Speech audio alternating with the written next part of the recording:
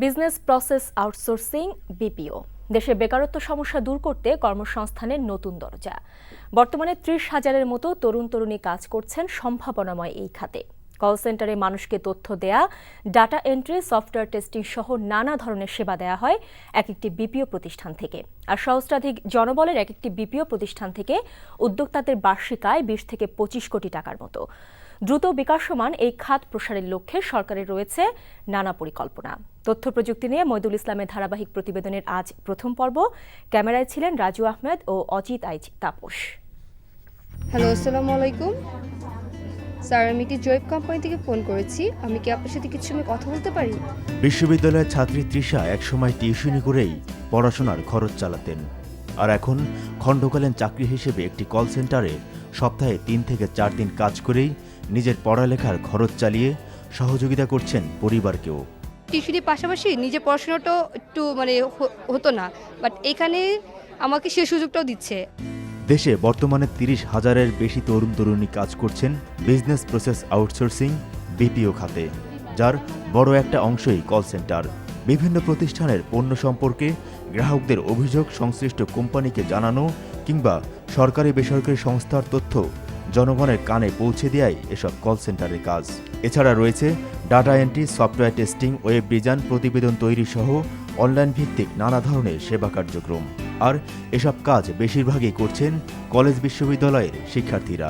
ট্রেনিশিপে সাধারণত এরকম বিপিও ছাড়া আর অন্য জায়গায় কোনো অপরচুনিটি পাওয়া যায় না। আর কল সেন্টারটা এমন একটা পর্যায়ে এসেছে যে আমরা চাইলে এখানে আমাদের ক্যারিয়ারটা বিল্ড আপ করতে পারি। এখান থেকে যে আমরা শিখতে পারতেছি অনেক কিছু, আমাদের যে আউটসোর্সিংয়ের বিষয়টা, এইখানে জব করলে আমার কমিউনিকেশন স্কিলটা অনেক ডেভেলপ হয়েছে। ২০০৮ সালে যাত্রা শুরুর পর দেশে বর্তমানে শতাধিক বিপিও প্রতিষ্ঠান রয়েছে মানুষকে সেবা দিতে।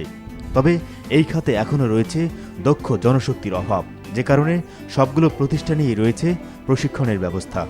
ডোমেস্টিক মার্কেটে আমরা কাজ করি, এখন আমরা ইন্টারন্যাশনাল মার্কেটের জন্য রেডি, কিন্তু রেডি হতে যে আমাদের প্রবলেম হচ্ছে কোনটা, আমরা in terms of infrastructure ready, in terms of management ready, মার্কেটিংও আমরা কিছু না কিছু ভালো করছি, কিন্তু আমরা প্রবলেমে পড়ে যাচ্ছি দক্ষ জনবল নিয়ে। প্রাইভেট থেকে কিন্তু আমরা সবাই ট্রেনিং দিচ্ছি এবং খুবই recent last couple of years যাবৎ কিন্তু গভর্নমেন্ট থেকে আমাদের সাপোর্টগুলি দেওয়া হচ্ছে।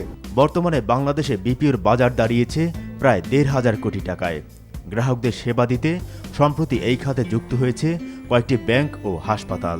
বিপিও সেক্টরের প্রসারের জন্য সরকারের যেই নীতিগত সিদ্ধান্ত এবং যেই সহযোগিতা প্রয়োজন সেটি আইসিটি ডিভিশন থেকে আমরা অব্যাহত রেখেছি এবং আমরা আশা করছি খুব অল্প সময়ের মধ্যেই আমরা ইন্ডিয়ার মতো, ফিলিপিন্সের মতো আমরা বিশ্বের কাছে আউটসোর্সিং ডেস্টিনেশন হিসেবে বাংলাদেশকে তুলে ধরতে পারবো।